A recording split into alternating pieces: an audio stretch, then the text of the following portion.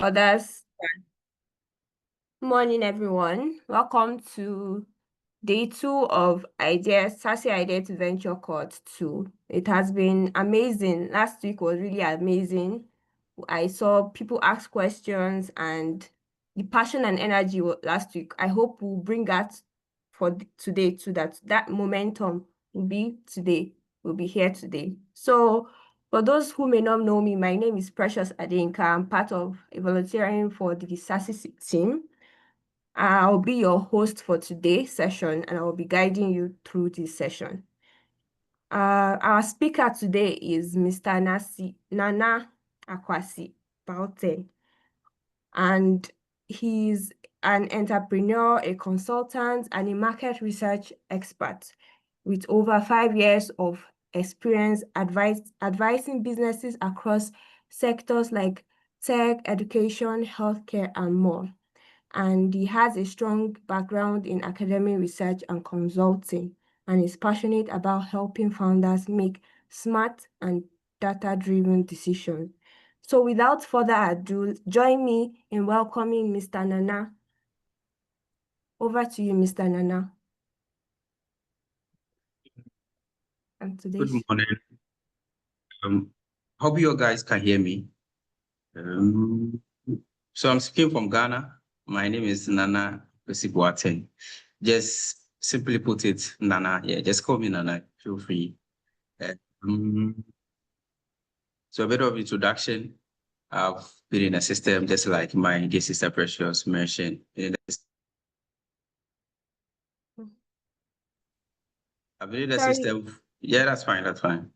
I've been in the system for over 5 years. Been supporting, some startups here in Ghana, remotely those in Nigeria, Kenya, and then recently I started with South Africa as well. There's so much potential, within the startup ecosystem and business within here in Africa. But then one thing I've always been saying is there's some kind of lack of, contextual knowledge. People who would want to start businesses, but don't know where to start, right? So these are all the programs that would help you, build up, the momentum to really start. Because you can't just really start. Even if you have the idea, you need someone to support you to try and then shape it up, right? So I'm glad to have you guys all here. And I hope you learn more. Feel free to ask any question bothering you, right? Because at the end of the day, what you learn here, would also support you in whatever venture you are building.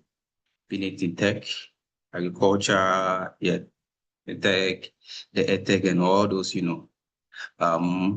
businesses that you are working on. So I think, Precious, I'm sure I can proceed and share my screen, right? Yes, you can. Okay, all right. So let me quickly share my screen and then we can start.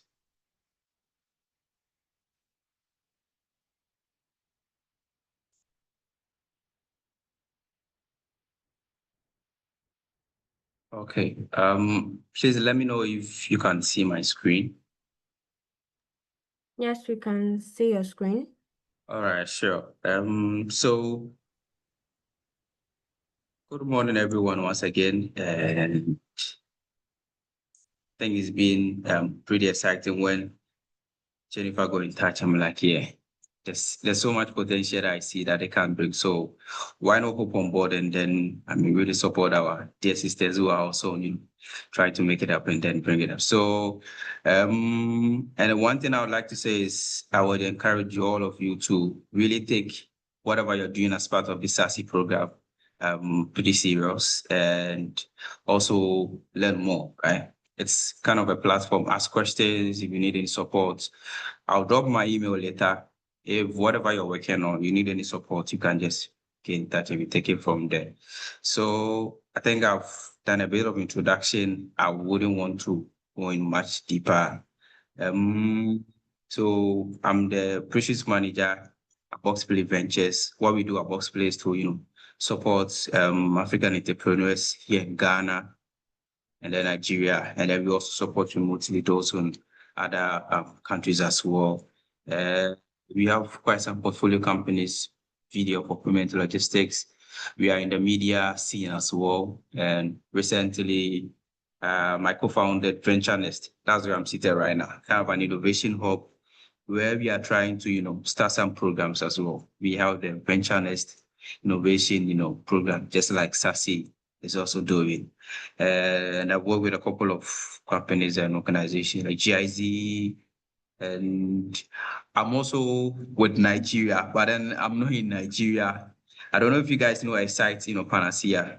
I work with them on a project with Western Union, kind of a market research project. So that's a bit of me, and I think we can just proceed. But a quick one, if there's any questions, I think Precious is facilitating, so you can just drop and then we can take it from there. If there's a need for me to pause, we try and then trash it out before we continue. Fine. There's also, a section where you get a chance to ask all the questions bothering you and then share your ideas as well. So I think we can proceed now. Just a quick one. The section is going to be interactive, right? And I mostly don't like the normal lecture style, like to ask a lot of questions. So try and brace yourself. There's no wrong, answer here. There's no wrong submission here. There's no negative submission here. We're all trying to learn. So feel free and ask the questions. If you have any idea as well too, you just share it and then we proceed. So this is how it's going to be. We will start with what market research really is, like what market is, what research is, and then you try and break down the differences between what market research is and user research. I think most people have been using it interchangeably, thinking they're all the same, but we try and then break it down, understand it well, as well as understand the difference between primary and then secondary research. What really goes into it, and what do you need to do between these two? And then we dive deeper into understanding your target customer, who your user is, and then why you need them, and what characteristics do they, You would also be looking at how you would be conducting your research, your market research, the procedure you'd use as a method, and the tools that, can support you with the research. And then we will look at one, important aspect of market research, competitor and industry analysis. You cannot, do market research without looking at what your other, competitors are doing within the markets. Are they really doing it well? Where they fall short, and how you can build on that to also, leverage and then make your services or whatever business you're working on very well. And then we dive into kind of a practical section to share the knowledge, what we've learned so far, and try and get it from there. As well as, I have a couple of experience that I would like to share with you for it to, better understand the scope of market research. So I wouldn't want to waste my time, so we can quickly dive into it. So let's try to understand like what markets is and what research is. So before we even try to dive into it, understand this way, like you try and take a moment and acknowledge like how incredible energy and rich diversity that someone in a sense like a virtual space, a woman age 18 years and above, coming from all walks of life, from students, blah, blah, blah, would want to run a market, right? Run a business or start up a venture. What does the person need to do? You can't just wake up one day and be like, hey, I have an idea. I want to start doing business. Then you just, no, we really need to understand what's really going on grounds, what people are doing and how they are doing. So let's just understand it. What is a market? When we say market in business, like we're not just talking about physical place, like in Nigeria. I think is it Belugun market in Lagos? Yeah, or those big markets. Is it? I think there's a computer market also. Maybe I might be wrong, but for what I know, so it's like where people buy and sell goods, right? in a business, like a market refers to a group of people or organizations. These are people who need or want a particular product or service. They also, have the ability and willingness to, pay for it. But then if you break it down, it's like, yeah, in real business, market is like a problem that needs solving. At its core, it's like market exists because there's a problem, right, that people are facing and they are looking for a solution. So just put it in simple terms, I'm an environment for buying and selling, right? And what is research? We all know, maybe I'm sure, yeah, some of us have heard research. There's been a research, and the result says this. So in simplest term, research is just a fancy word for finding out information. Right? It's about, gathering information because you don't just randomly ask questions. You have a plan. So you're having that plan to find out some information, analyzing it and using it to answer the questions to try to, solve like real problems for your business.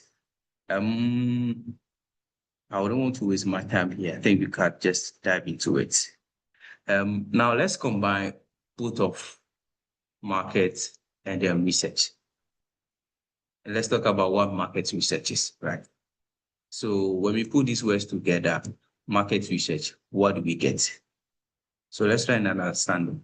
Market research is simple. I mean, the process of gathering, analyzing, and interpreting information about a market. That's what we mean by market research. It's about understanding your potential customers, your competitors, and the overall industry environment so you can make smart decisions about your business, right? It's like doing your homework before you start building your dream house. Trying to find out the prices for cement, trying to find out the prices for roofing sheet, trying to find out the prices for the roofs, and then all the materials you need to, build. That's what you call like market research. So you don't just start laying bricks without knowing who will live in it, what their needs are, what kind of land you are building on, or even what other houses in the neighborhood, right? Market research is that essential homework for your business. It helps you build something that people truly want and need in a way that makes sense for the environment you are really operating. You get it? So now that we understand what market research is, let's ask ourselves, why is it incredibly critical, especially in the fast-paced environments here where the tech entrepreneurship really accelerating at that very fast track, where things like move at lightning speed. And most businesses that don't really do their market research well, there's been a research that 42% of these startups fail because they build something nobody needs, right? You feel like, oh, I mean, if I start selling porridge at this junction, people will buy it. But then have you asked yourself, do they really want porridge? Right? What time do they really, take their porridge? Even if I sell, how many people would I, get? Or how many customers or how much sales can I make within a day? Are there even people selling porridge around? What can I do to make it better? And even a good example is Kudi.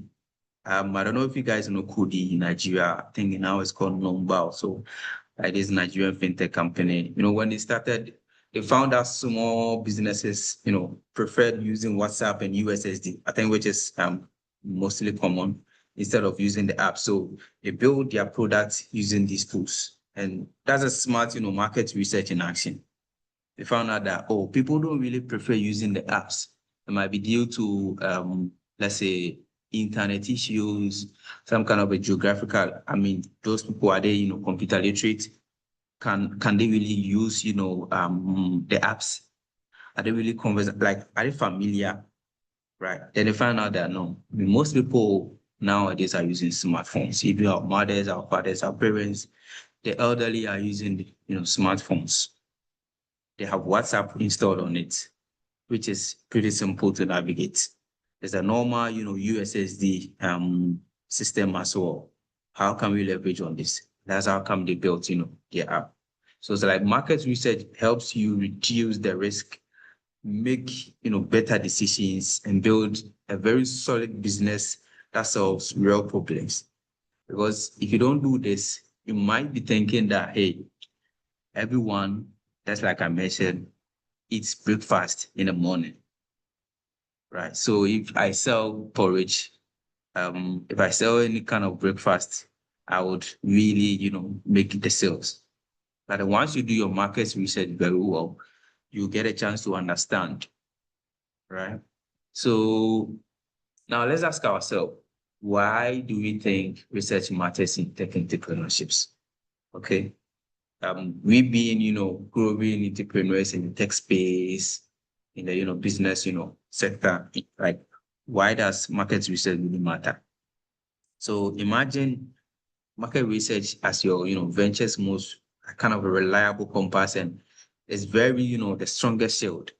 Like it guides you in the right direction, protects you from common pitfalls. So firstly, it's all about de-risking your venture.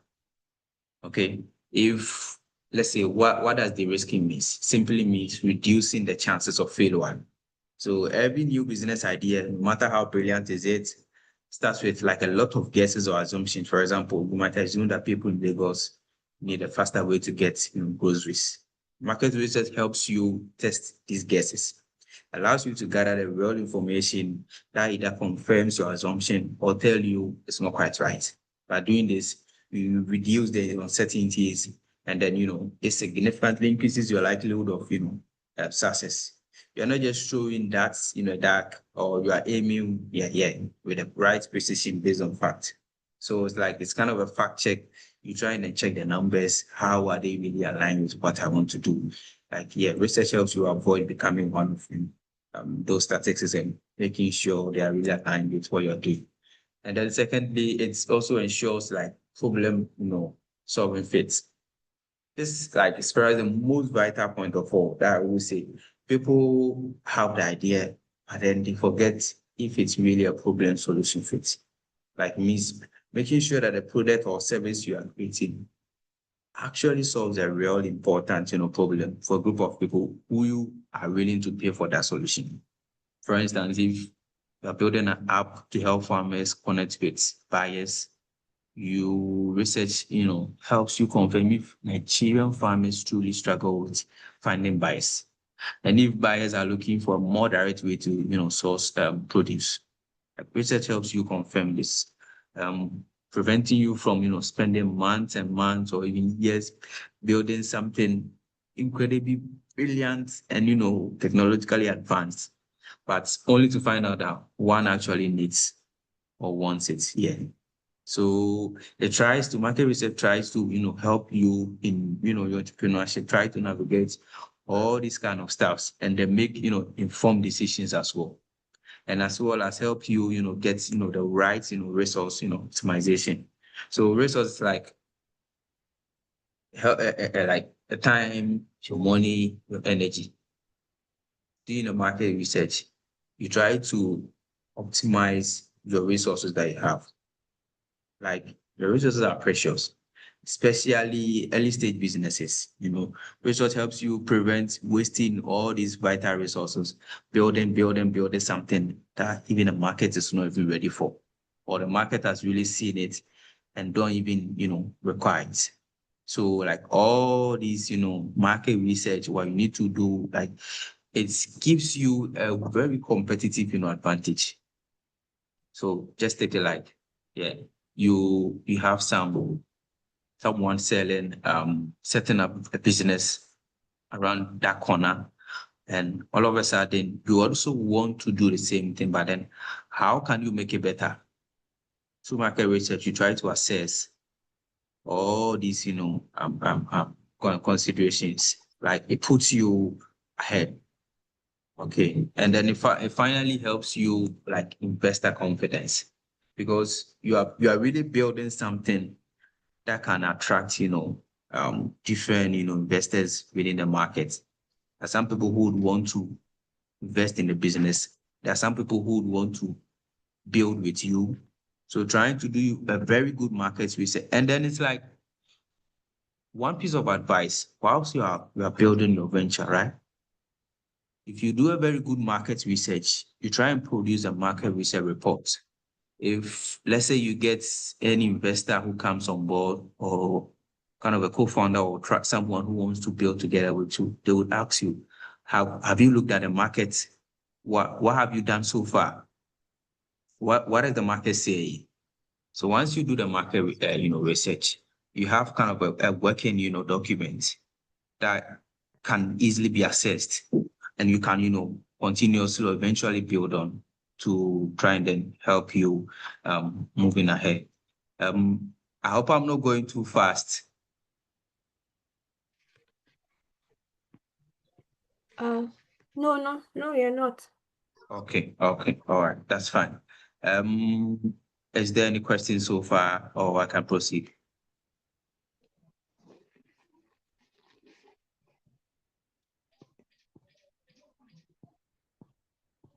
Okay. So let me quickly proceed. Now let's get it real, right?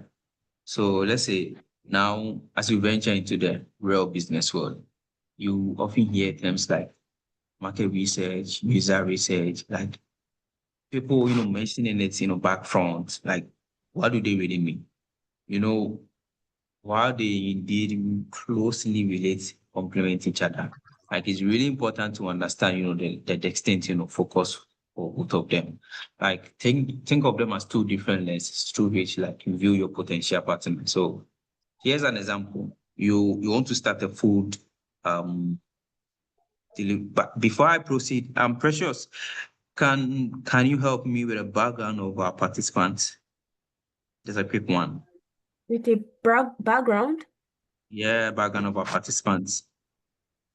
Uh, Uh, are they in, different sectors like tech, those within different sectors? Can I know if you one or two or three? okay, if there are different sectors. Yeah, yeah. Yeah, they're in different sectors. I don't know if one of them can. Okay. Can anyone volunteer, or can we get two or three volunteers to share what they are really working on quickly? Mm. I mean, feel free to Oh, can I share. go first? Yeah, you can Okay, go hi, first. good morning. So my name is Sawa.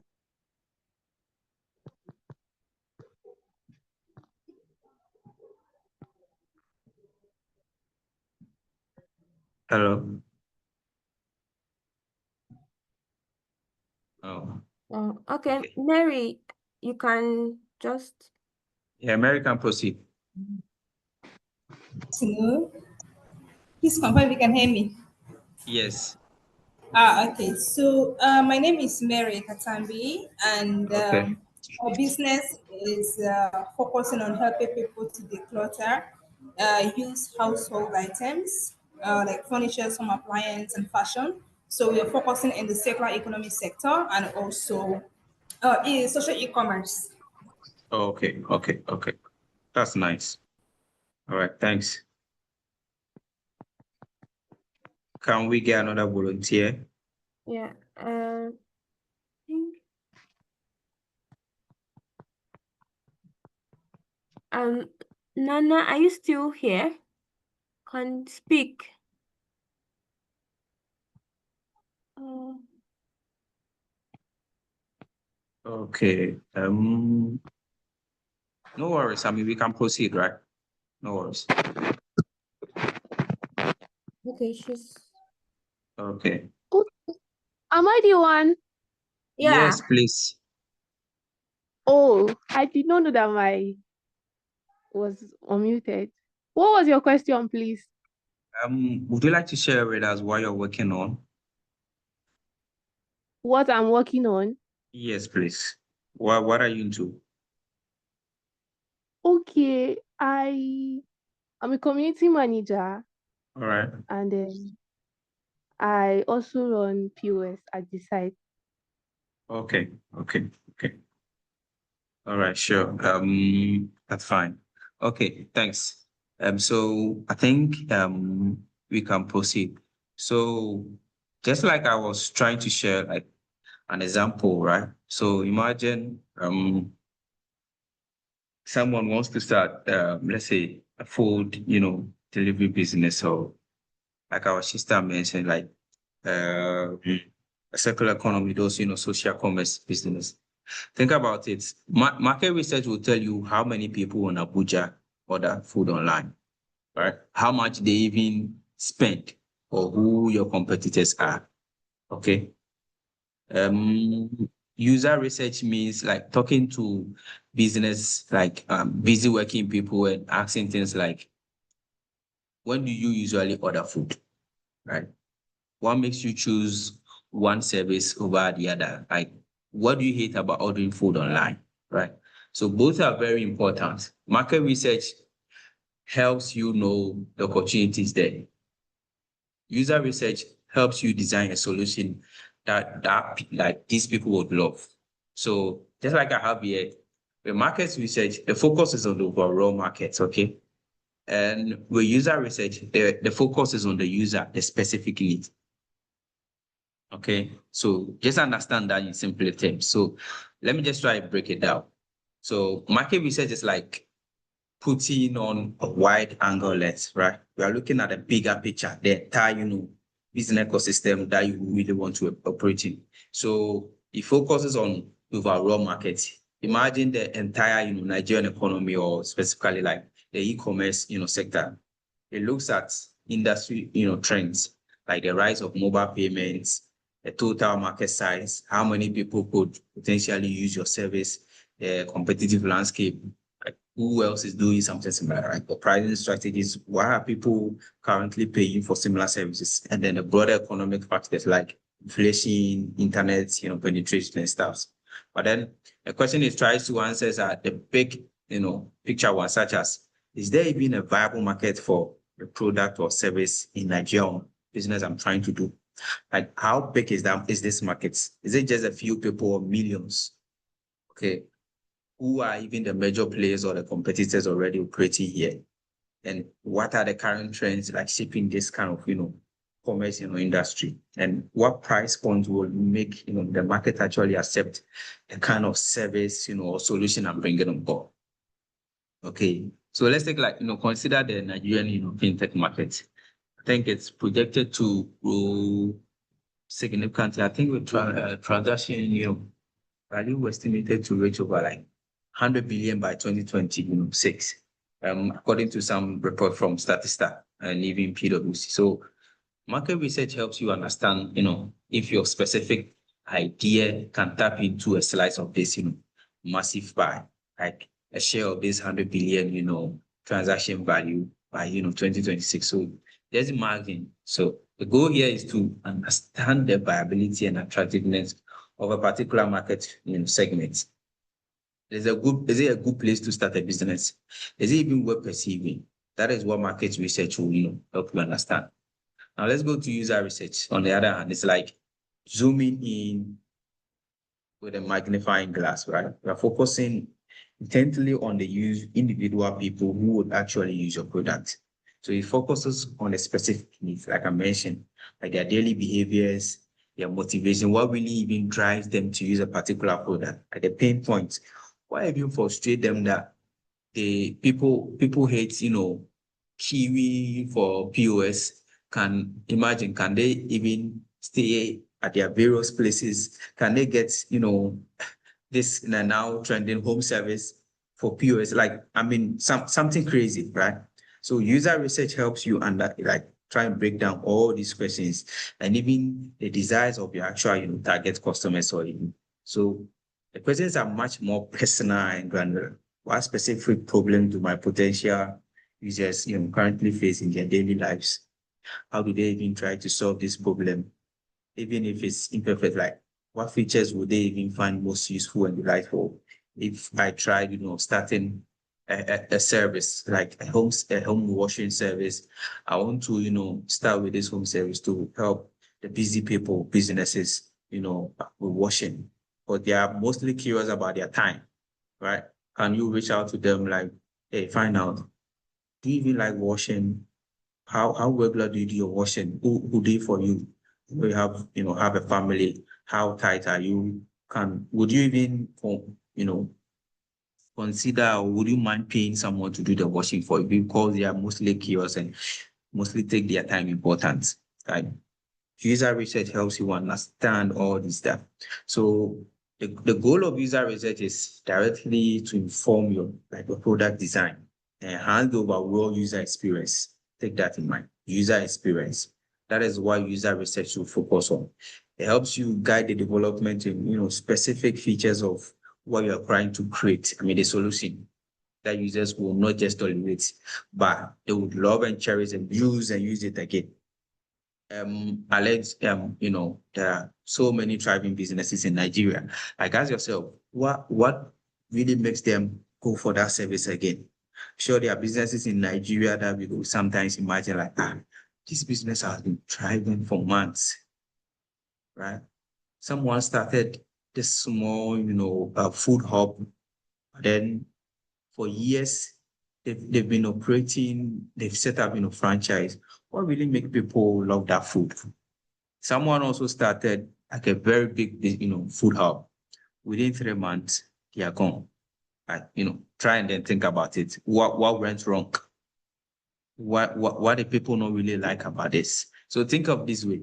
Using a relatable example from Nigeria, if you want to sell bottled water, market research helps you understand if there's a demand for bottled water in the city.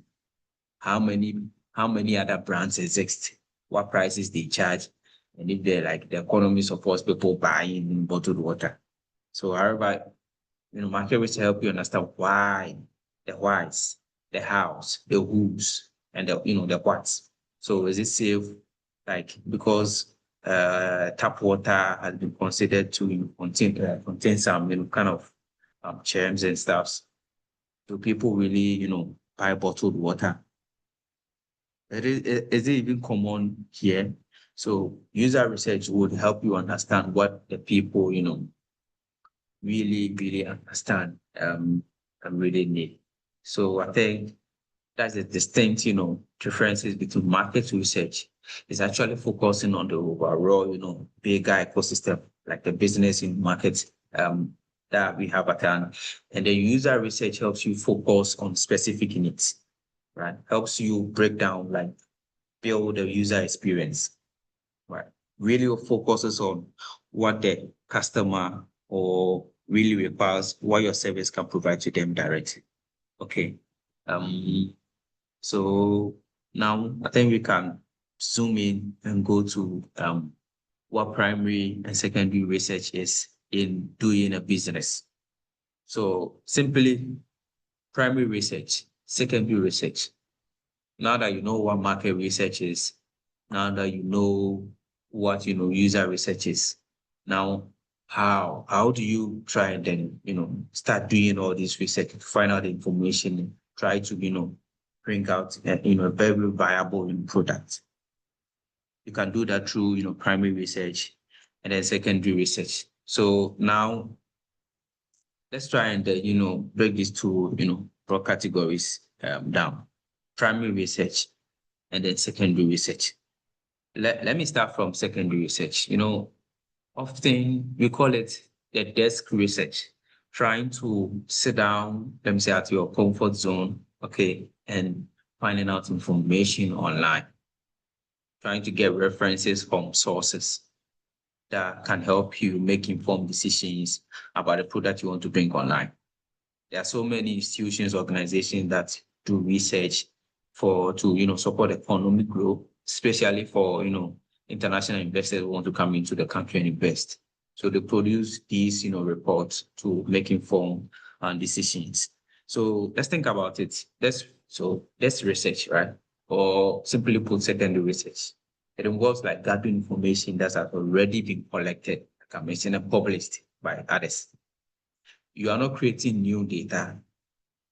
You are finding existing data to support the business. So sources for these are often readily available. You go online, you find it, like the detailed industry report, like I mentioned, from PwC, KPMG, within the, Nigerian sector, those working on the government statistics, the business like the National Bureau of Statistics, on the population, on demographic, the economic growth, like from all these universities trying to work on this competitor stuff, like those are the secondary, research that you do. And even some of them are being published daily on social media that we also see that kind of gives snippets of, business insights to help you if you want to set up your business. So the advantages of doing secondary research, it's clear and simple. It's very cost effective, right? Meaning you won't, break the bank because you are starting new. It's very important that you are resource conscious. The time, your funds, your energy being put in. So secondary research is time efficient, allowing you to get like a broad overview very quickly at a go, and even helps you quickly identify market size, the general trends, without even have to do all the groundwork yourself, right? That's what secondary research helps you. However, there are some disadvantages with this. The data might not be specific enough for you to try and get a niche that you want to get to help you make decisions on the kind of service or the viable product you bring on the market. Okay, so it's like you find out, let's say, an e-commerce, report online. It might not tell you about e-commerce for local crafts in, let's say, some Nigerian states. The data can, sometimes be even outdated, especially where now so many start going on within the business sector. Things are changing rapidly. Okay, and relying on this kind of data could also be dependent on like the source. And I'm trying to say you need to be critical. Like if you want to use secondary, hello? Okay, sorry, I thought someone was speaking. So secondary research is like, doing a desk research, sitting at your comfort zone, finding out the information that some organizations or institutions have already published about economy, about a specific sector that you want to venture into. Okay, trying to understand like what they are doing and what these people have produced, pick the insights from it, try to help you with whatever you are bringing on board. Okay, so when do you even intend to use secondary, like especially for your initial exploration, when you even want to start your business, you go online, find out and publish, reports, trying to understand the general market landscape, spotting, various stuff that been trending. Like you get a rough estimate of how the market is even going, like quickly at hand, without even going on a field. That's how secondary research works. Now, primary research, which I often call the field research, or let's say the groundswork. So with this one is about gathering, new and fresh data directly from your target audience, those you want to produce your, or those you want to, give your support, your services to, or even like your products to, those you want to render your services to. So this is where it's like you become the detective, right? It's like going out in the field to collect the information. And sources for this, primary research include like one-on-one, interviews with the potential customers, organizing, focus group discussion, like small discussion with some market women.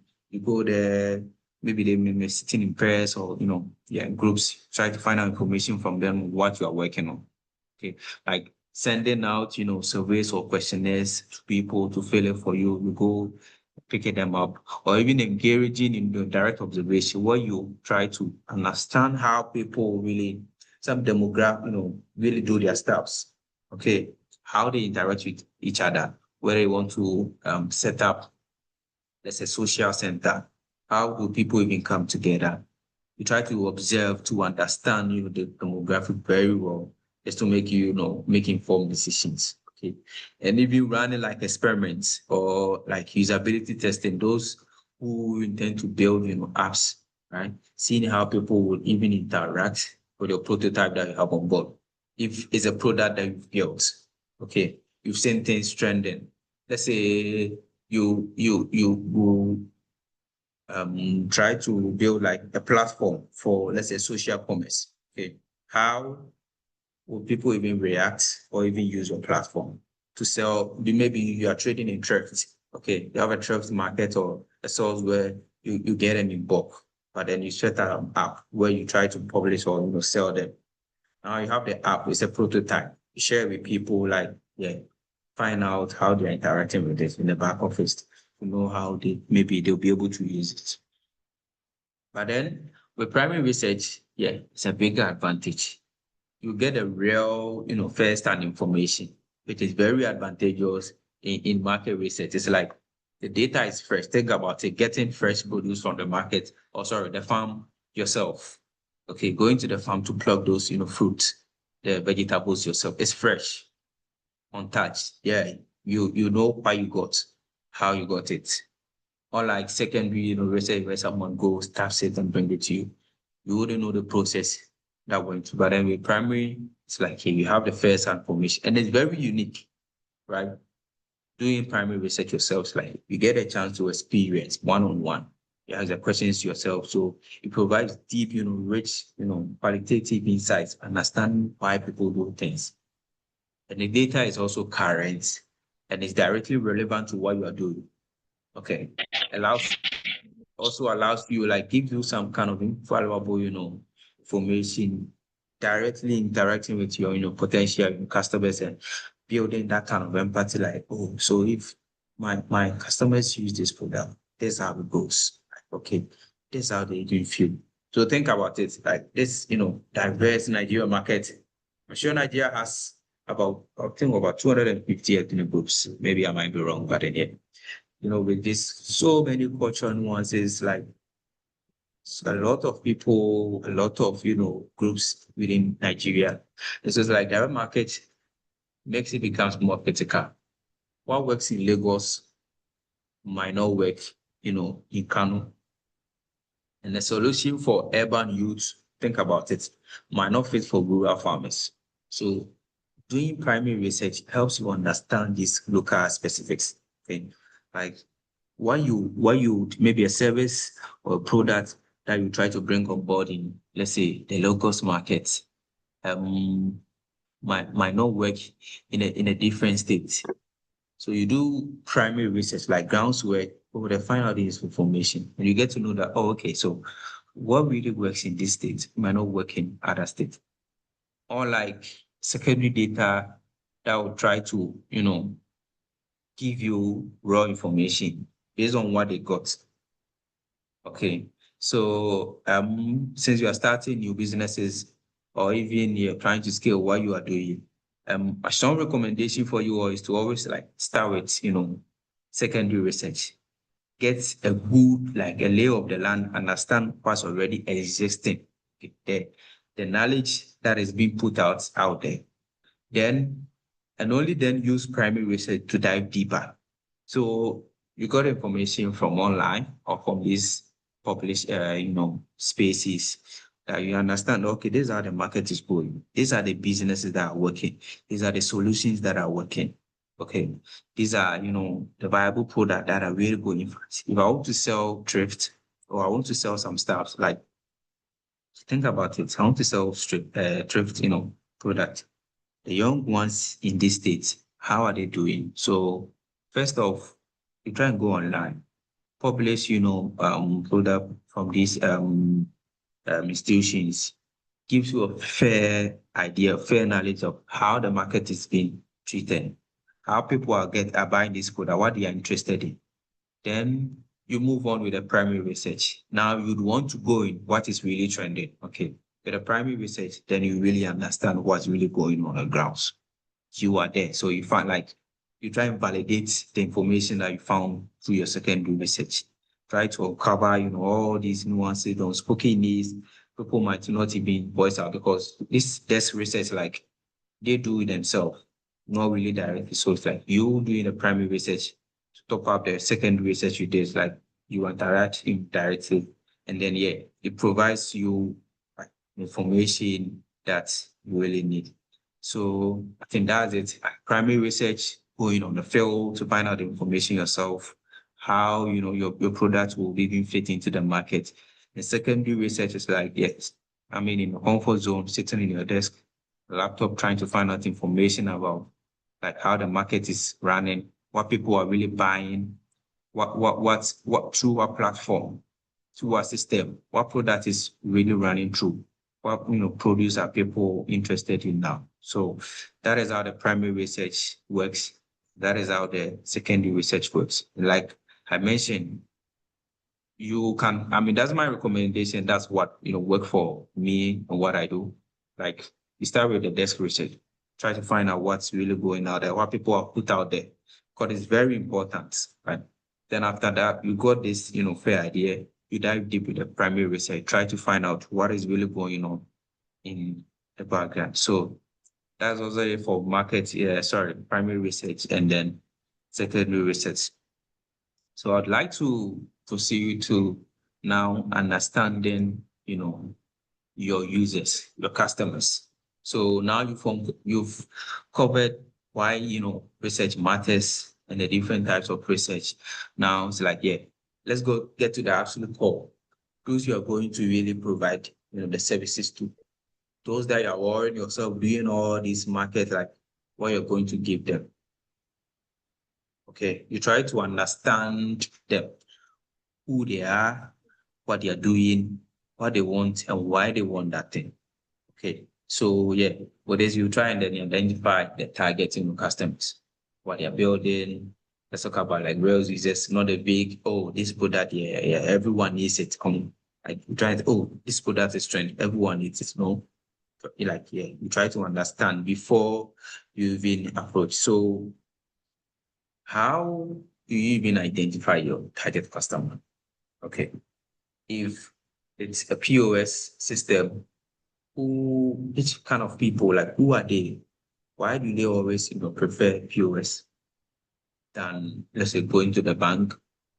Okay, if you are selling thrift or this kind of clothing or doing this e-commerce or social commerce stuff, like why do people prefer to come to your thrift shop or get your product rather than going to the boutique or going to that shopping mall, that bigger shop to get their product? Why? Who they are, and where are they coming from? Okay, so this might sound like the most obvious thing in the world, but it's very common pitfall for new entrepreneurs or even people doing business. Like, how do you even identify target customer? Think about it. It helps you avoid the trap, the everyone trap. People think, oh yeah, everyone wants this product. Oh yeah, a lot of people are asking, so they want to know. Okay, so if someone asks you, who is your target customer? Okay, let me quickly try and then find out. Our sister who mentioned working in the secular social commerce. Let me quickly find out from you what you're working on, right? Who are you looking at? Who are your target customers?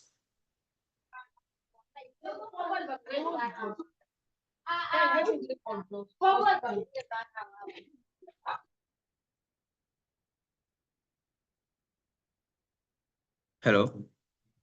Please, can you repeat yourself? I don't think so. Yeah.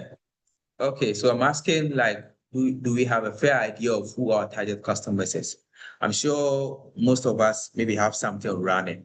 Like, I would like to hear from one or two people, like, who we think our target customers are.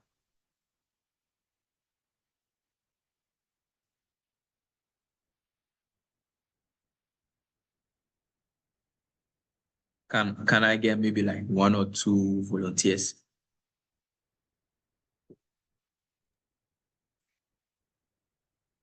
Yeah. I mean, feel free to share. Yeah, feel free to share. Who knows? Okay, someone wants to share. Okay. Sorry, may I? Yeah, you Yeah, can go on. Khadija. All right. Good morning. Thank you to Good our morning. trainer.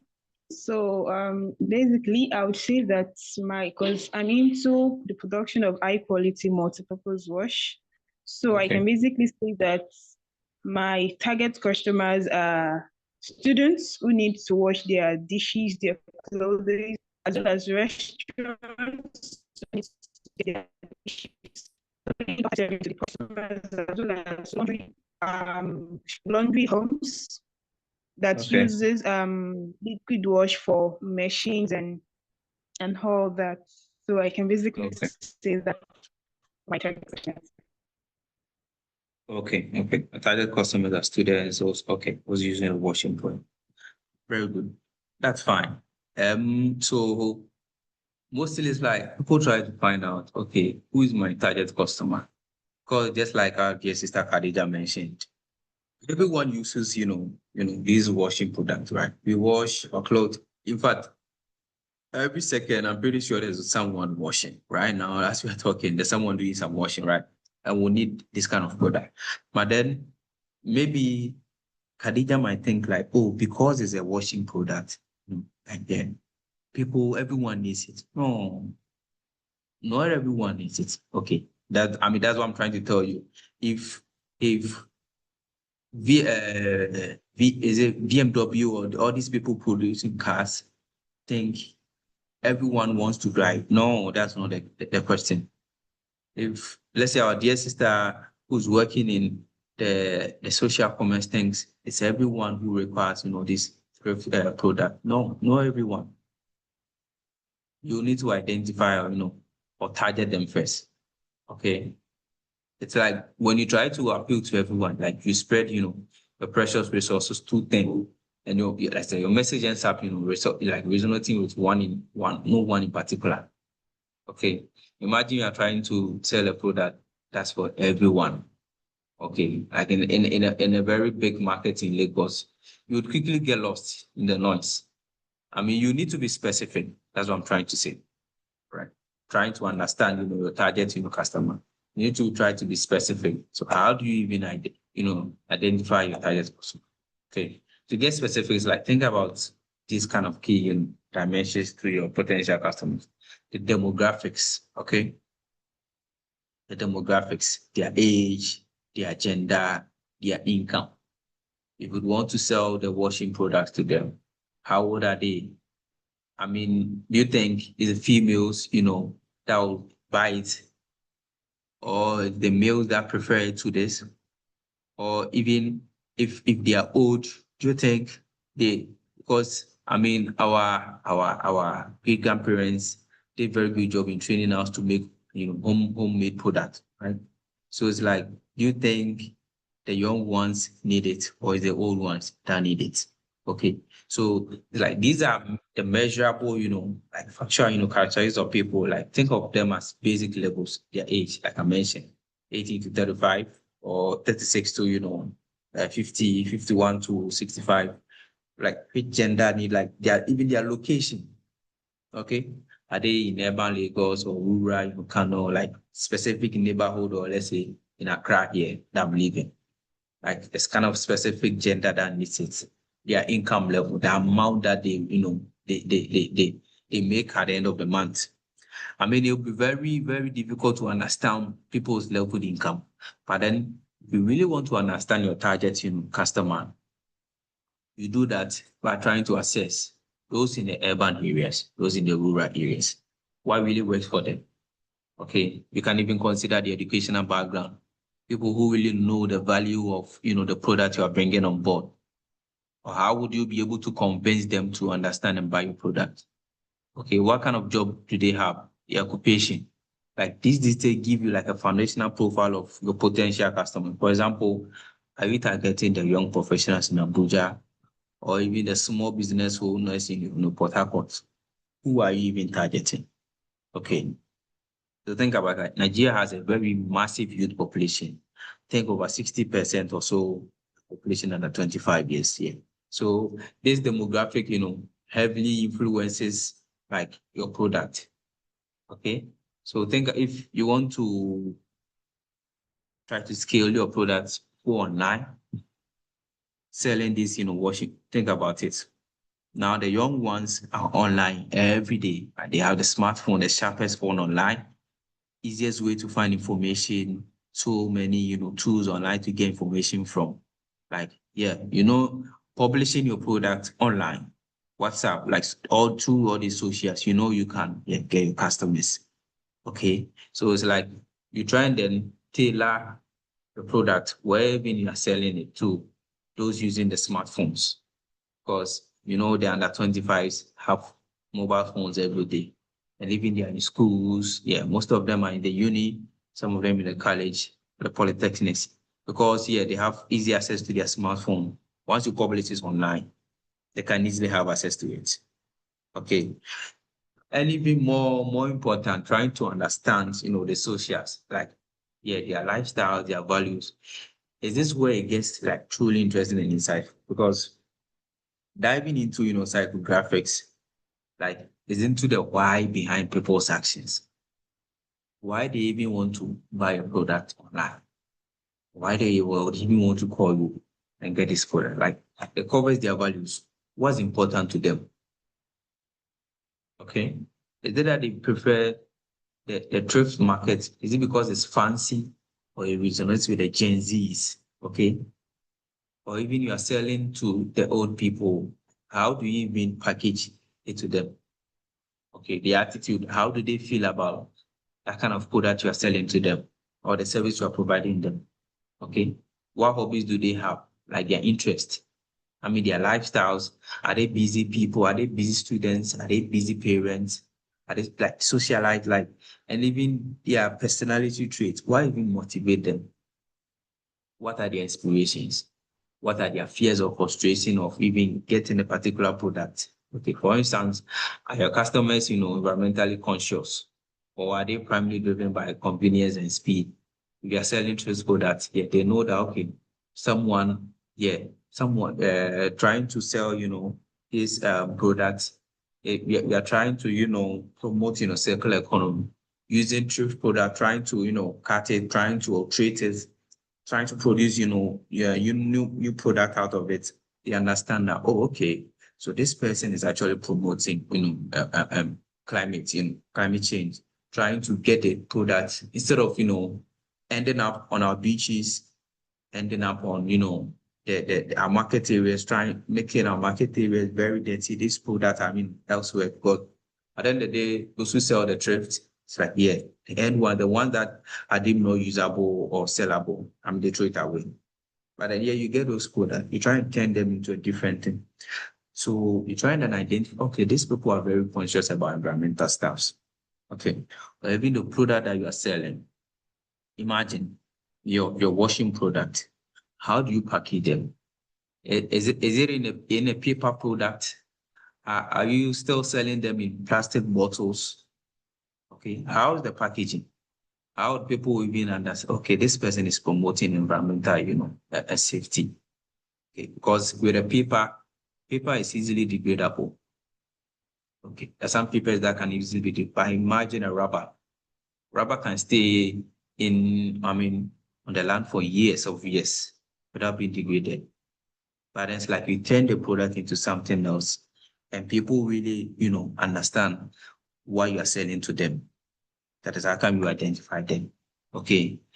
And thinking about it, their behaviors, their buying habits, how they even use their smartphones.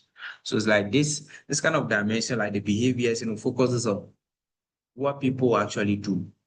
How do they currently try to solve like problem your venture aims to address, understanding the behaviors is like what tools or makeshift solution I work around. Do they even use this product often?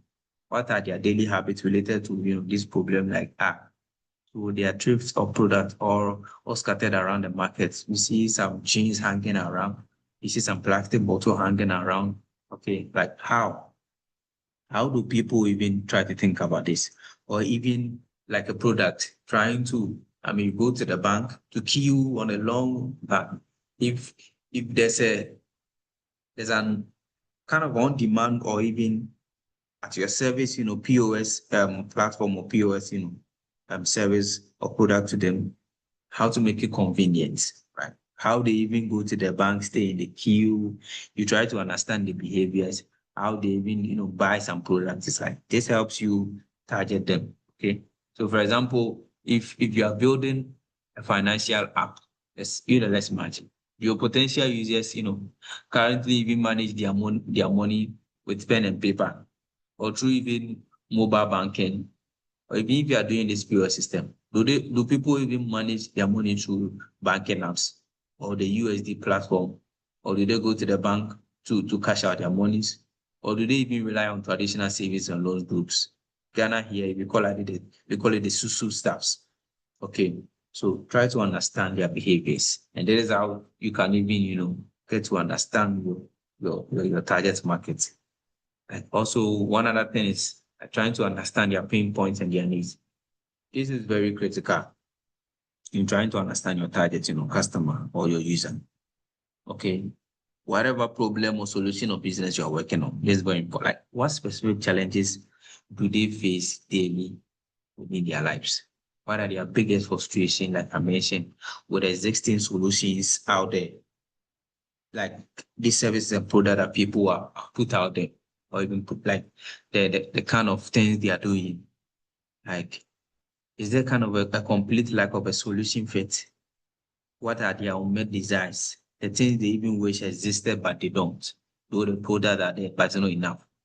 So for instance, like a POS, how can you even support like transfer? I know Nigeria is common, like those doing the transports, and stuff like that. Can use the POS, unlike Ghana here, which is not really, common. Okay, so let's try and think about it. Try and understand their pain point, their needs. Once you understand their needs, this will help you build on it. Okay, because if you don't meet their needs, it might be a way to track, like like if you don't understand their needs, how would you be able to give your product to them? Okay, if you don't know what the customer or your user needs, how would you be able to render your services to them? Okay, so trying to understand their worries, what they go through, like within their daily lives, would help you know that, okay, this customer or this user, I can really give kind of a service or even give a niche product to. And that will even open a selling point for you. Another thing is, user personas. Okay. So once you've gathered all this information, understanding their demographics, their lifestyle, their values, their habits, how they use their smartphones, are they often online? If you publish something, would they see? If you post something on WhatsApp status, would they even see? Would they even use the apps like every day? Okay.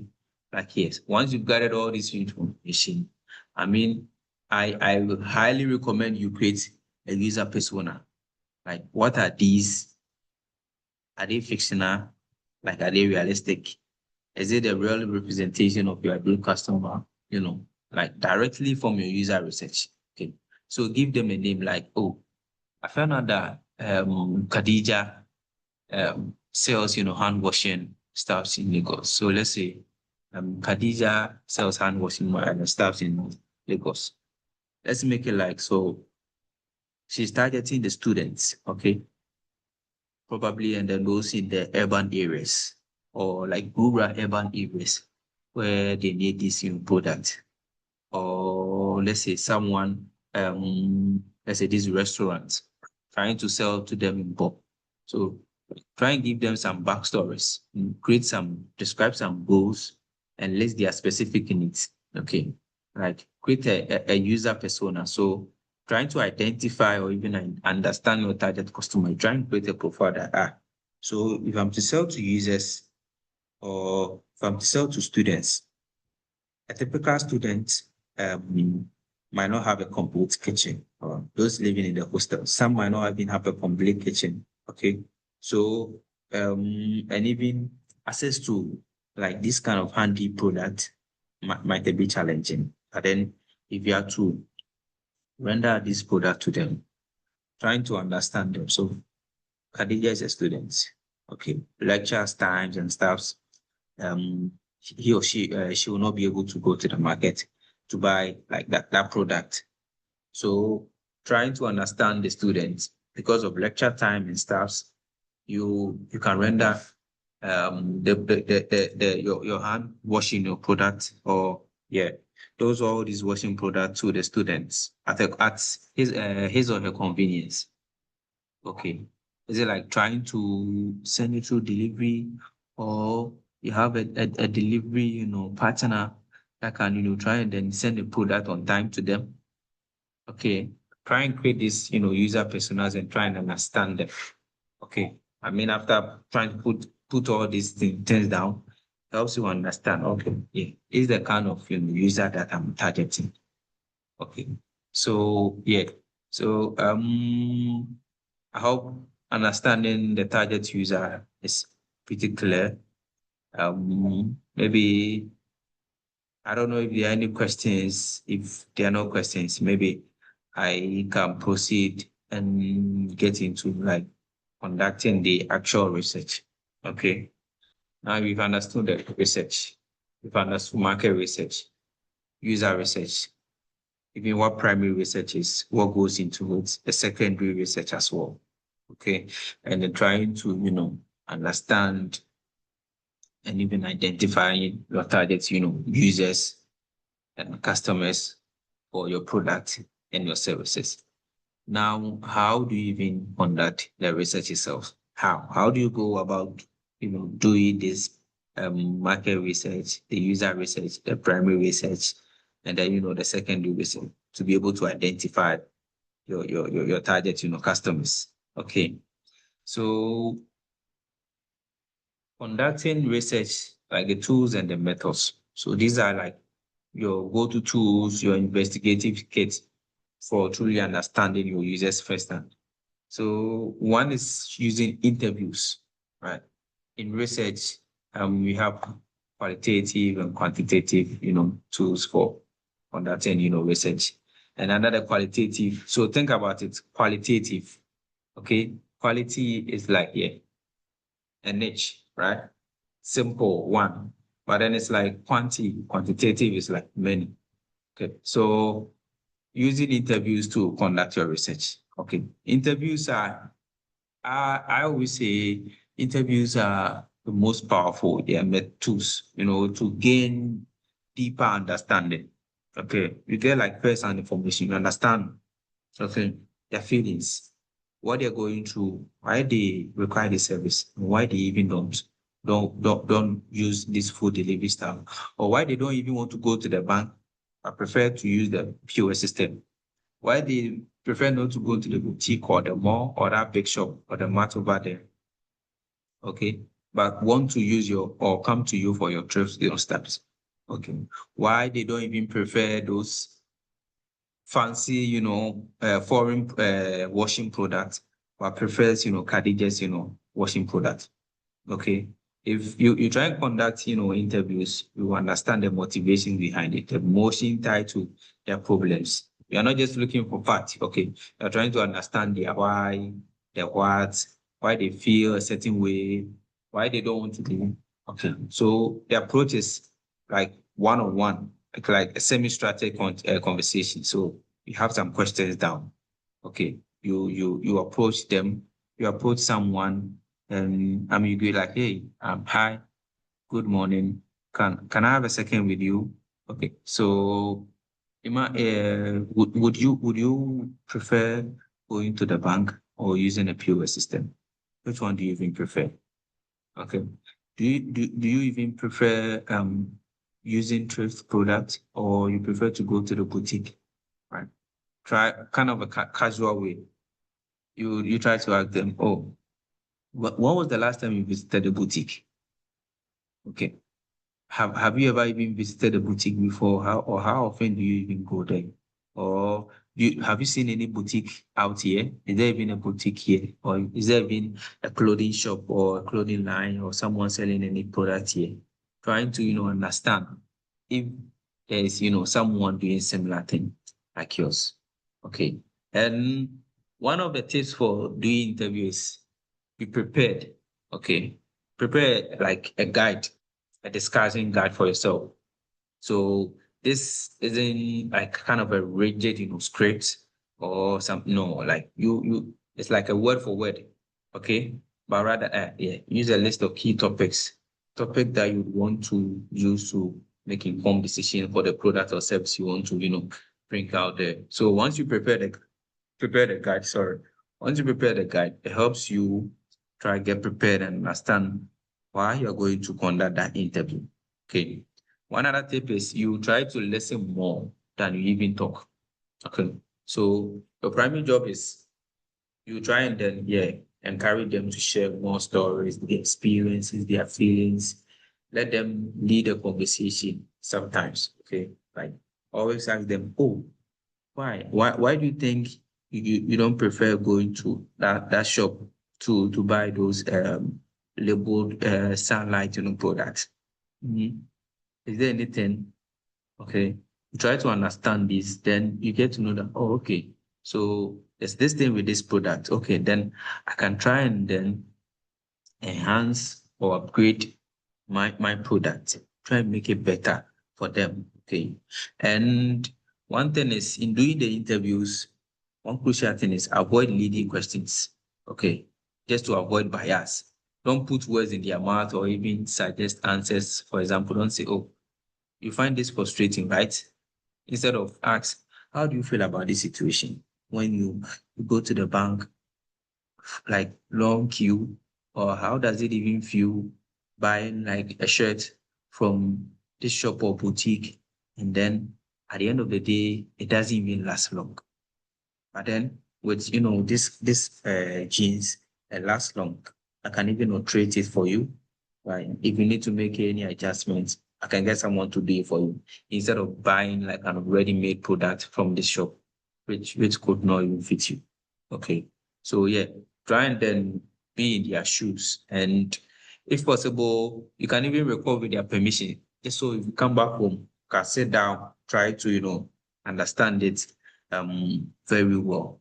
And also in the interviews, try and understand some patterns, because after conducting the interview, you start to see some common things emerging from these interviews. You're like, this person mentioned that, okay, going to the boutique, the prices are high, okay, because they're shop prices. So in this way, okay, can I even adjust my prices to this way? Let's say 15,000 naira. Because if they go to the boutique, it's overpriced, about 250,000 naira just for a shirt. But then with mine, it's easily, the price is simple because one other, person I interacted with mentioned the same thing. So you identify these themes, okay, the pain points. Nana, sorry for Yes. disturbing. I'll just say, remind you that it's 15 minutes. Yeah. Okay. Okay, that's fine. That's fine. Try and go deeper. So that is for interviews. And another one is surveys, right? Trying to print out some questions to be able to find out the information from them. So we distribute this information for like in a printed form to people that you think would require your services. Okay, it could be, do you strongly agree, do you disagree, yes or no, those kind of, mixed question types. That is with the surveys, okay, in a printed form. Or another even a way of conducting this research is through observation, where you go, you observe, right? Actually, you see for yourself. The last time someone mentioned that, okay, they love this product, but then, okay, you go there to find out that they are really using this product. And from what you've seen, you think it's good for you. Okay. And another thing with this research is focusing on social media, trends. And there are platforms that you could even hook on to try and get this information from terms of observation, trying to see the market trends and get insight from all these stuffs. And one other thing, after you've gotten all this information, how do you use it to shape your product? Okay. So you've directly like gathered all this incredible information from the interview, the surveys, the observations that you've done. Now that you've turned yourself into a detective, how do you even try to use this information? So first you try to break it down. Okay. You synthesize your findings that, okay, like what does this synthesize even mean? Like trying to make sense out of the raw information or those messy data reports. So it's about finding the patterns like I mentioned, those who prefer this, the pricings, how they use it, how often, when, how, who. and then the what. Okay, so you make all these like meanings out of them, and then you try to understand. So you try and use this information for like feature. If maybe it's the hand washing or the washing product that you would want to enhance or even produce more, like trying to find out this information, you get to know that okay, if I add this to my product, it will make it more valuable. Like I mentioned, can you produce them in paper? Because okay, plastics there's been so many complaints that yeah, they're spoiling our environment with this plastic stuff. And then even if you say in paper form, yeah, with paper it's easily accessible or in these packs instead of bottle stuff. So you try to understand all this with this insight that you've gathered. Okay. And I'll quickly move to one very key thing when it comes to market research, competitor analysis. So with competitor analysis, is about finding and analyzing your competitors. Okay. How to find what your competitors are doing.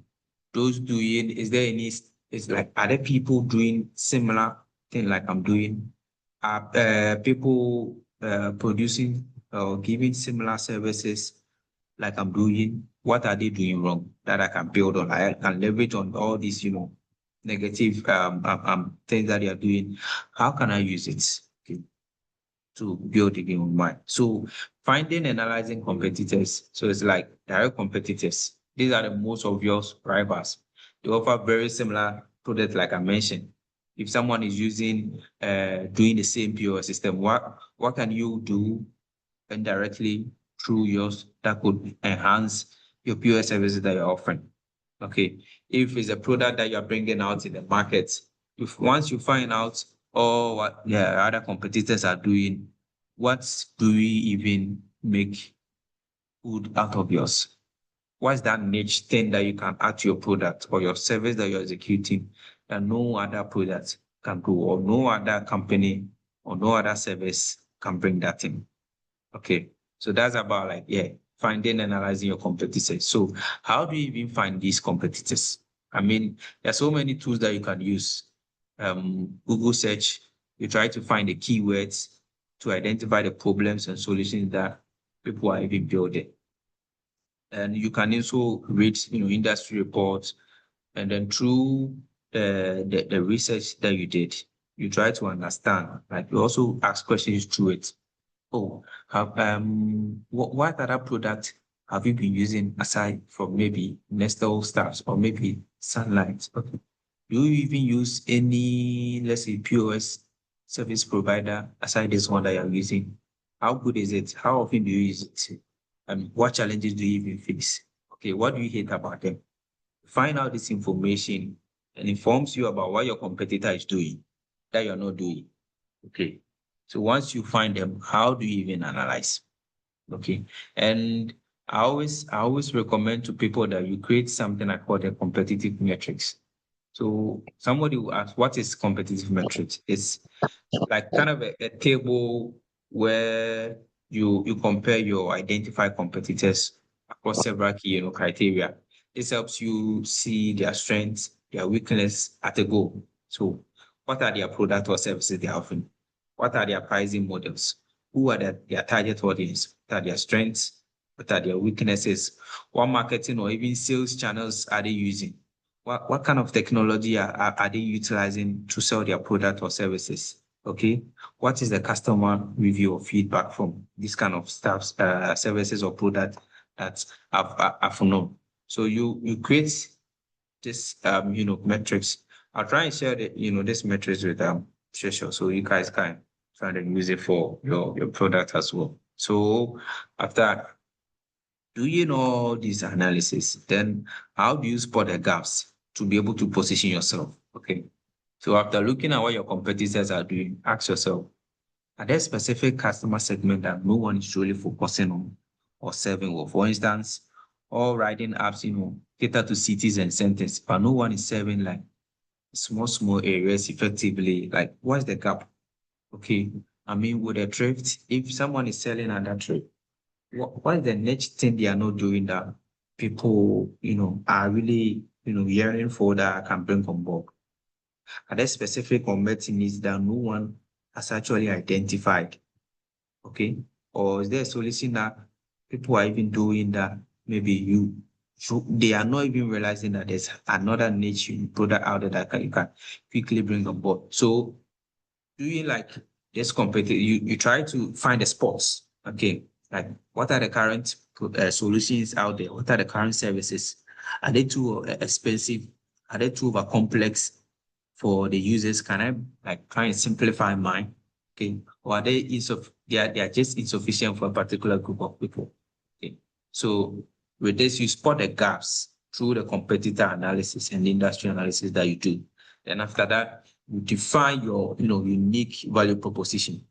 This is your elevator pitch that I was see they say unique value proposition, or like your unique point, what that niche thing that you can bring on board, transporting all these gaps, that niche thing that you can give that no one else can do. It's like what really makes your product different and genuinely better than the alternatives out there.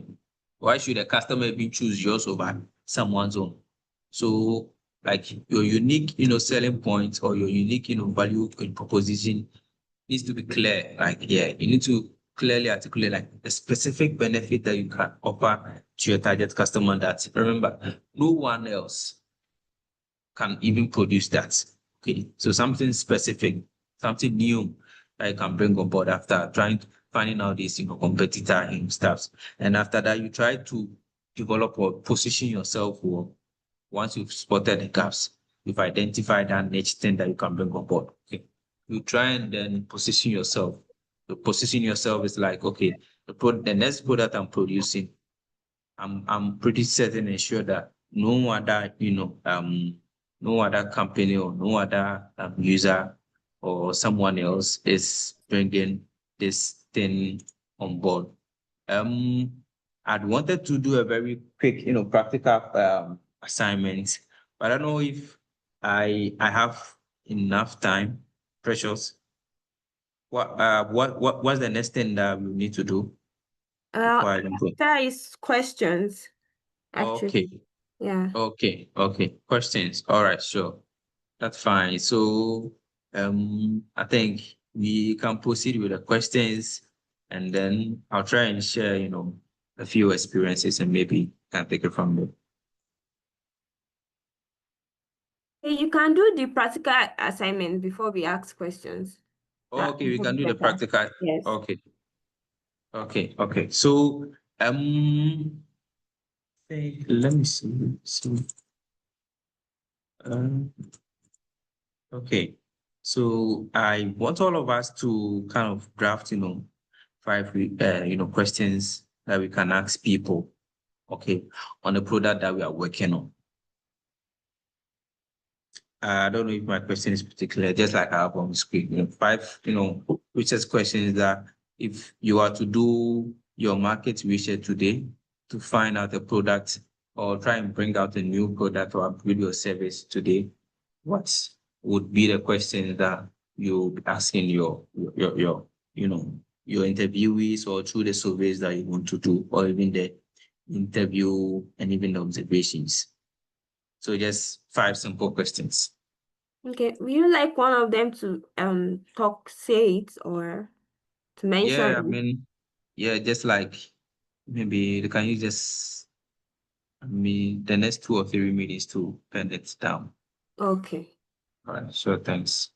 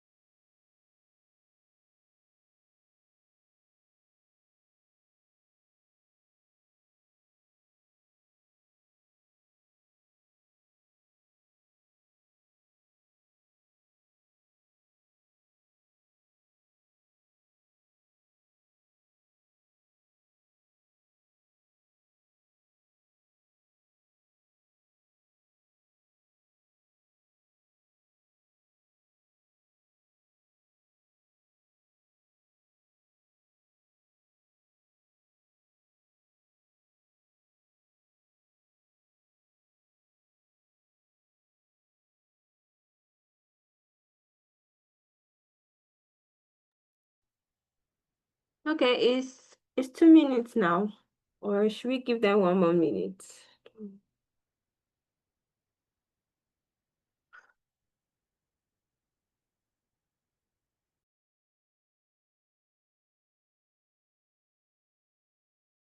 Nana. Oh, really?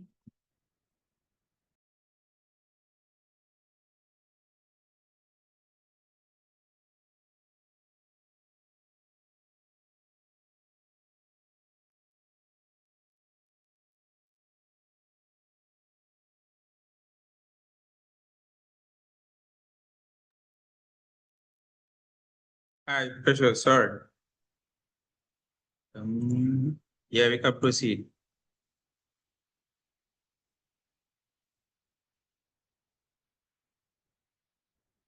Hello, can you hear me? Yes, I can. Okay, all right, sure.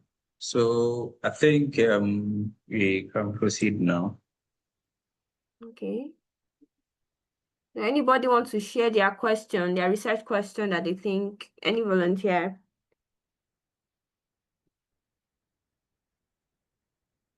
About the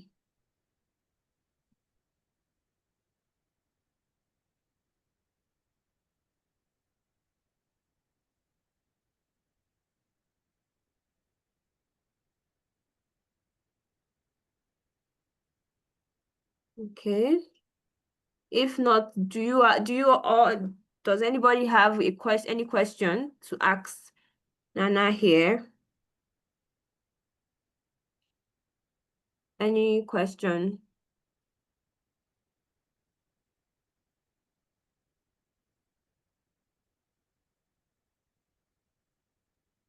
Hello, I have a question.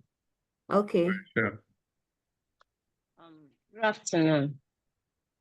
Thank you for the lecture. Really appreciate it. Please, I want to ask, for someone who has range of products all in one platform, if you're talking about research, it sounded like it has to do with just an item or a service. So if someone has multiple products, how does research come to? Because you're not dealing with just one product. You have range of products, so many of them. What are these products, if I may ask? They are health products. Health, okay. So different health products, if I get it well. Yes, many of them. Many health products. But then you are trying to understand how research comes into play with health products, right? Yeah. Okay, so think about it. Is it that you'd want to promote a particular product, or you're promoting all the products? Like it's just like I'm trying to build my own maybe website or app where I incorporate all of these products. Okay. So it's like you're building a platform to sell all these products. So yeah, think about it. You are not selling. I'm sure it's one. I don't know if it's just one branding, or let me say one branding line or model. Like, let's say, for example, maybe what's the name of the product? Sorry. It's not one brand. No one brand. Okay, so you're kind It's of like different products. a retailer, if I may, kind of a retailer selling the. Sorry. Maybe something like that, but I don't know. But let Maybe. me break it down a bit. Let's say, okay, for instance, I'm a network marketer. Okay. Yeah. So now I have different platforms that I've been involved. You understand? I'm trying to have my own kind of mini website or like that, where I incorporate all of this from my different platform into one, like making it my own and trying to, like it's so, I don't know how to put it, but Yeah. it's like an e-commerce just platform. Okay. Yes, basically How based does on health it products. for a market for an e-commerce? Okay. Yeah, I get it well. I get it. So just like a box play, we have one portfolio company that does e-commerce, right? So similar to that, what they do is they are the kind of sell your product, but they bring your product to us and we deliver or do the fulfillment stuff. But then in your case, it's like, yeah, like an e-commerce where you're a platform where you're trying to sell these different, health products. How does, research comes into play? Is it that, okay, you're trying to promote all those health products on one platform? So in this case, That, sorry? yes, I said exactly. You're on Okay, track. trying to promote all these products on one platform. So how does research comes into play? So before you even try selling all these products, right? You need to understand the product that I'm trying to sell. Do do the customers or the users really need it? Okay, probably maybe you've been doing it for a while, and then they like some particular product. Have you thought of doing those kind of is a bundled product or bulky product? And then so through research, the market research, right? It would help you understand. Let me try and break it down for you. In this case, let's say you create an e-commerce platform. Okay. Now all these products are on board. How do you even market yourself? How you even sell them? How do you even identify the customers who would even come onto your platform? Probably you have some previous, customers or users, but then I don't know how you sell to them. Okay. Is it like, I think you mentioned it, you use different, platforms to try and then market this product, but then you have your own platform. So with market research, you do it to understand that, okay, if I try to bring this different product on board, is it really something that my users or my customers are looking for? Because you sell different products, and I don't know if you know who are the people who really buy it. Do you know who, like your targets? Are they in the rural areas? Are they in the urban? Are they in the typical cities? Who they are? Are they the working class? Are they the young ones?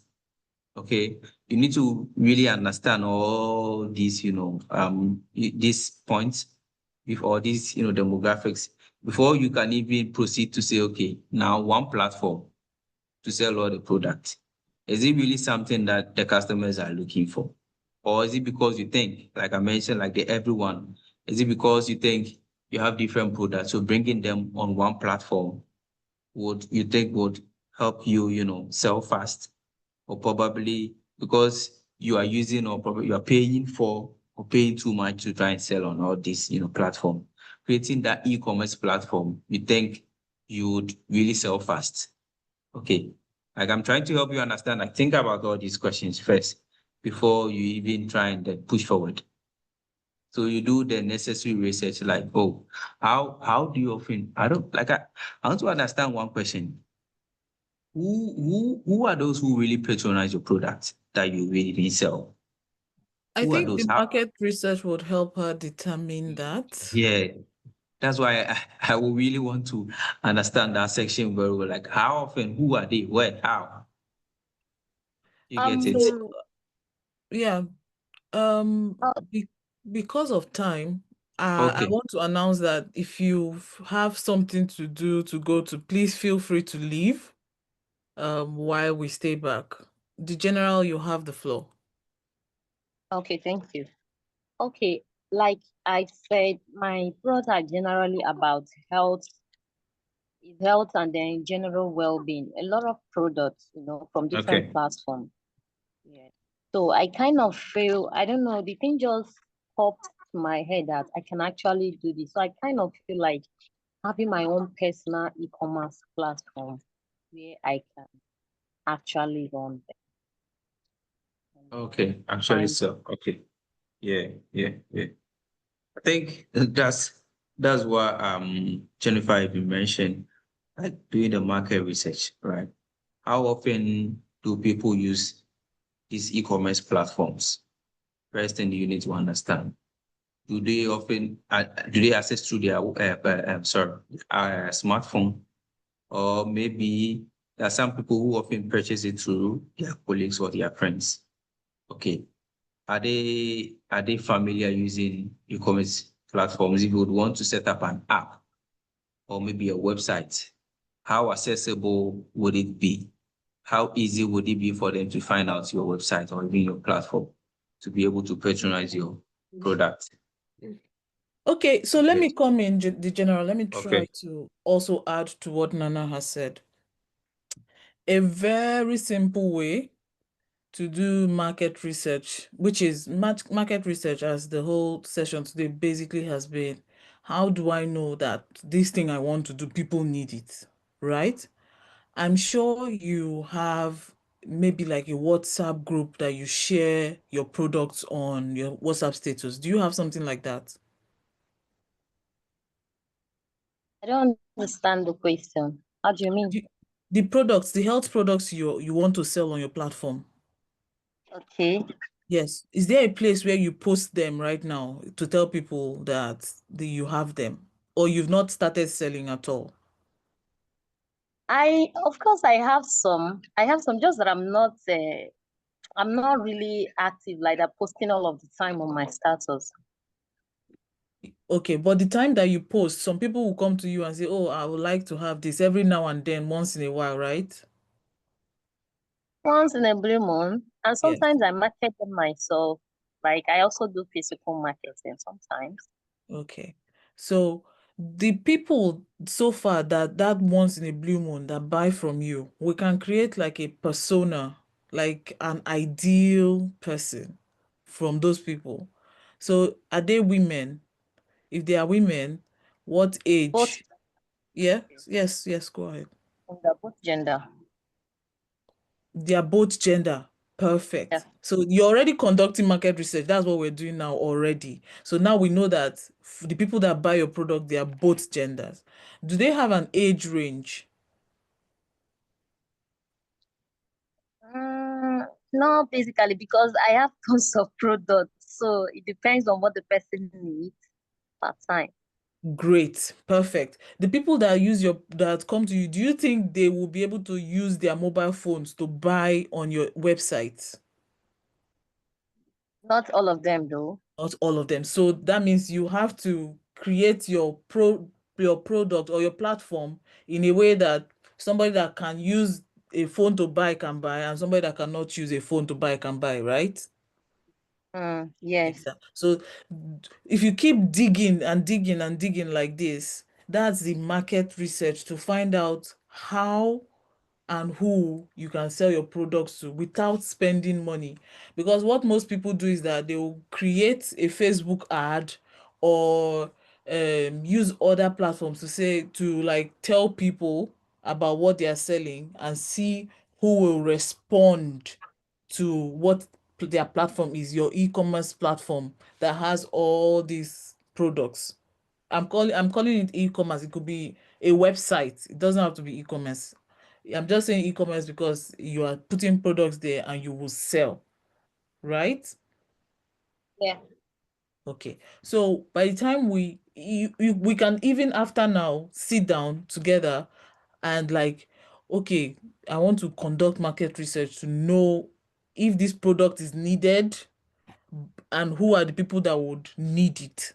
So if you have health products, it means you believe that there are some people that need that product. For example, a market niche could be people who have diabetes. I can do market research by creating an Instagram page that only posts food, Nigerian food for people with diabetes. And then from there in the comment section, you see questions, and those questions will inform how your product will be designed. You can also do desk research, as Nana has told us today. You go online, what have people been saying about my product, related to my product? So all you're trying to do is to say, I don't want to spend any effort. I don't want to go into this thing if I am not sure. But the general I know from last week that you asked some questions, I feel like you've already crossed this step, right? I feel like you believe that there is a market. Am I right? Yes. Yes. So this is not really, I don't want us to go back. This is for people who are just getting the idea and they want to confirm the idea and, be sure that they want to go ahead with it. You can do market research for to be extra sure, or to create like a new space within your space, if that makes sense to you. But I think you've passed this stage. Your stage now is, let me implement, let me actually do this thing. And that's why on the WhatsApp group I was saying AI for startups that Dr. Ojugo is going to take is going to be a great session, and it's great to do what Nana has said. These questions, always you need to keep asking yourself these questions he has told us today, because as the market grows, things will change and it will evolve. Like market changes. Tomorrow COVID might come and the way you sell your business today might not be the way you sell your business when COVID is around, right? Yeah. So I'm available. You can definitely plan something. You can put it in the group. I don't know if Nana will be able to volunteer his time. He's a very busy person to help you out. But me, the entire system, we're available to, like, let's just take 1 hour, sit down and actually deal with this thing, right? So I hope that was Okay. helpful. Yeah, Yeah, very much. Precious, you have the floor. Okay. Any other question or